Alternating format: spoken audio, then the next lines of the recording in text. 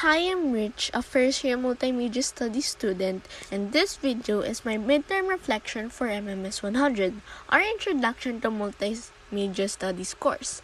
I'll walk through what I learned, the skills I gained, my challenges, and what I hope to learn next using a simple timeline.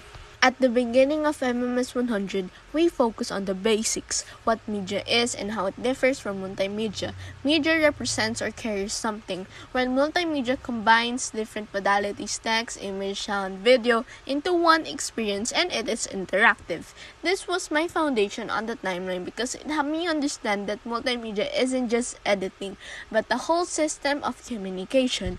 We also learned to look at multimedia in layers, which helped me analyze content better, and something that surprised me was that text is still considered the most dominant modality online, even in a world full of visuals.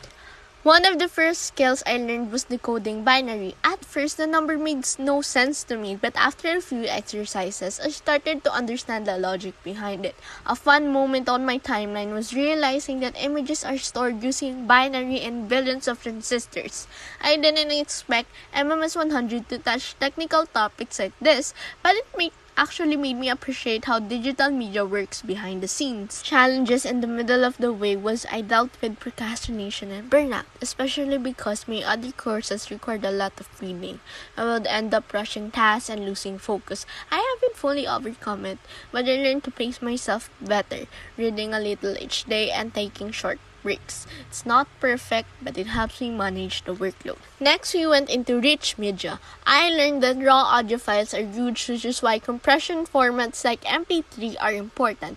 Then we studied video and animation. Both use a rapid sequence of images, but videos are recorded while animations are generated. But both video and animation work because of how our perceptual system interpret rapid visual change.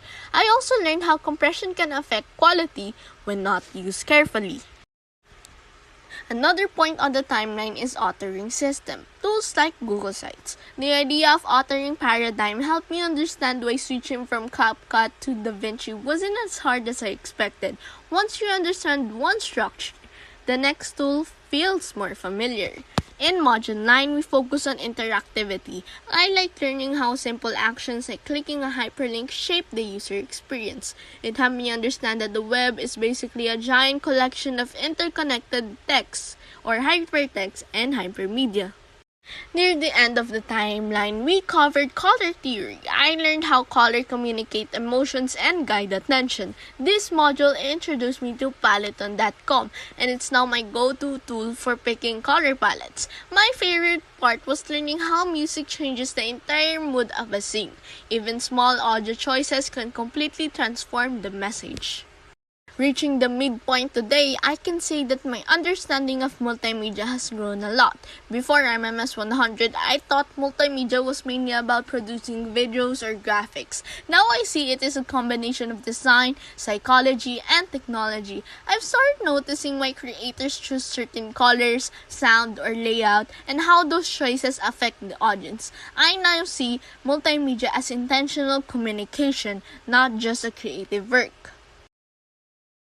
For the second half of the course, I hope to gain a deeper understanding of the technological side of multimedia, even though some concepts are harder to grasp. Learning how multimedia started from a technological standpoint has been inspiring because you can see how the evolution of technology shaped and continues to shape multimedia today. I also hope we'll explore or be introduced to concepts related to artificial intelligence. Overall, I'm excited to add more points to this timeline and see how much more I can grow by the end.